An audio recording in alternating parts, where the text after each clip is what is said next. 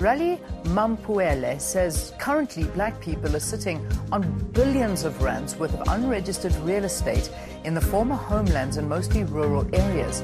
He says one of the creation of apartheid policies was citizens who lived outside of the formal land and property registration system. But even more alarming is that it does not occur to people that they can now challenge the status quo.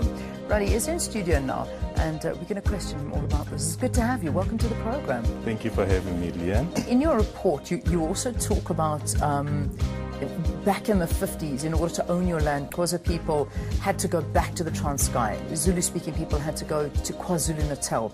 In what form could they actually own that land? Well, as you know, with our history in South Africa, that black people never used to own property or real estate in general. And based on that, that's when we realized that that status quo still stands.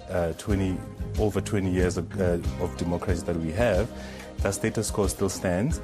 And this is about time that we should do something. Yes, government is obviously busy with a few initiatives and acts that they're making sure that that can happen.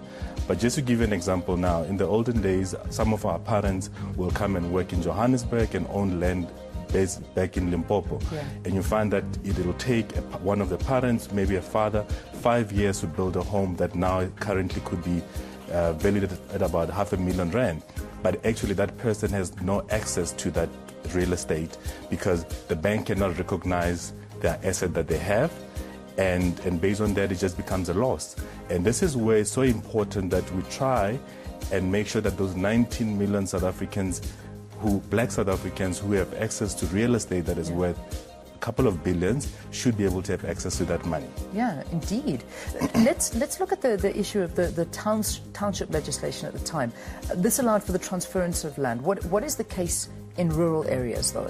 Well, basically, Leanne, currently in the rural areas, there's no infrastructure. So meaning that the homelands and the land there is still not declared as a township. And when I say township, I mean in a sense of there's no services, the land has not been rezoned.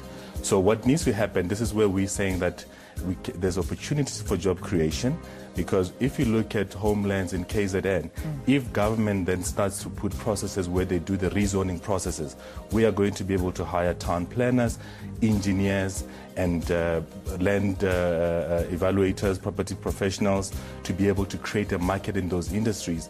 As we speak now, currently, those land are most of them are owned by the kings and queens of our country, and the individual actually have what they call just a permission to occupy. They don't have a title deed.